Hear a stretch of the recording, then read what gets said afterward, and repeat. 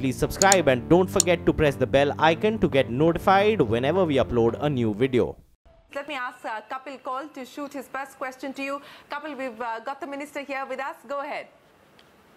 Shireen, first of all, I'm very happy with the UI document. I don't see any deal breakers, as I said to you in the evening. Perhaps one would have preferred a 100% clean slate exit, because retaining 24% may dilute interest from investors because of potential government intervention later. But since in the document it's also mentioned that there will be government would like to encash an upside, and then the entity will have to list. So that possibly is. So I don't see honestly any deal breaker. I see it well structured. It couldn't have been as we would have liked it to be, but it's almost very positive. I feel that as I said to you before, we expect a significant interest. My only one question is, possibly I misunderstood that myself, was on the staff retention, that the new entity would have to only retain the staff for a year and then they can decide who to keep, and rest can be given a golden handshake. I didn't see that in the document. That was on a CNBC discussion in the evening. So my question to him was that what is going to happen to the staff, and is there a one-year retention condition?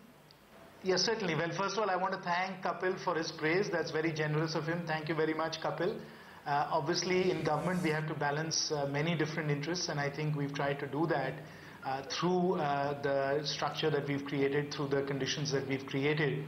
And as far as your specific question regarding employees is concerned, please understand that the government is committed to safeguarding the interests of the employees in a very, very robust and substantial manner.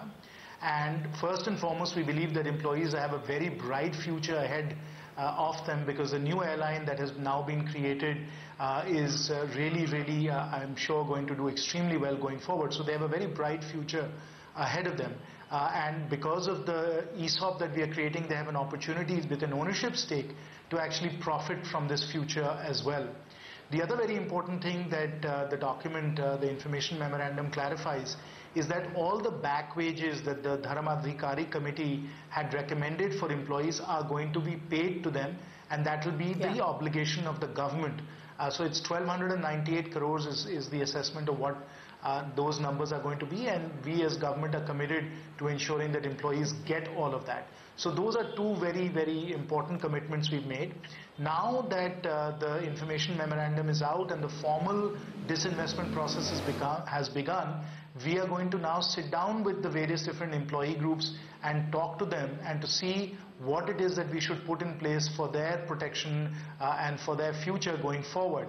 Once that's done, it will be included in the RFP, and it will be in the RFP that we will put in place, whatever other further protection is required. But that has to come later. That's not yet in the information memorandum. The 1 year thing that you have been talking about, I think that was just speculation in the media. Let me be crystal clear that we are in the process of working through all of that right now. No such decisions have been made by the alternative mechanism yet as far as employee protection are concerned. The two decisions that have been made, as I said, are the ESOP decision and the back wages decisions. Those have been made. Further decisions will be made as we go along. Sure. Shireen, I'd just like to... you're absolutely right. The memorandum does spell out.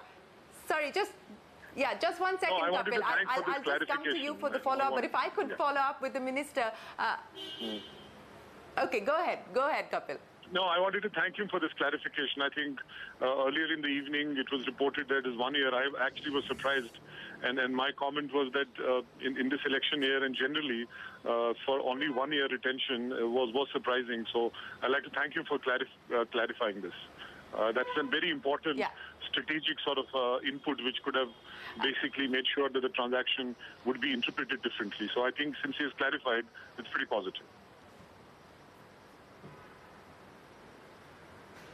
Mr. Sinha, you pointed out, sir, that no decision has been taken just yet by the alternate mechanism. But if you could lay out for us, sir, what is the thinking, what are the options on the table at this point in time when we talk about employees, for instance? The memorandum makes it clear that the Dharmadhikari recommendations in the areas that will be part of the consummation of the transaction. But if you could spell out for us, what are the options that you're looking at? I think the memorandum also spells out that about 12,000 odd permanent employees and of course contractual employees are separate at this point in time. But what are the options that you could consider, sir?